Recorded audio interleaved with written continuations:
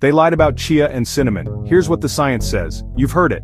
1 glass at night melts fat. True? Let's kill the hype and keep what actually works, with receipts.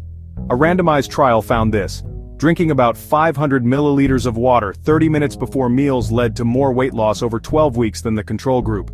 That's before meals, not before bed. Chia is fiber that helps you feel full. Meta-analyses show waist may drop in some studies, but weight and BMI don't reliably change just from chia. A double-blind trial found no weight loss versus placebo. Cinnamon? Meta-analyses show small average drops in body weight and BMI. Helpful but not a 10-day transformation. No quality study shows that taking this at night burns more fat. Use it smart. Drink about 500 milliliters of water 30 minutes before dinner. Add 1 to 2 tablespoons of chia, fully soaked into a gel. Use 1/4 to 1/2 teaspoon of cinnamon. For daily use, prefer Ceylon. Never swallow dry chia.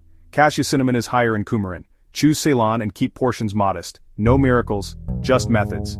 Subscribe for myth-free nutrition and comment the next claim I should test.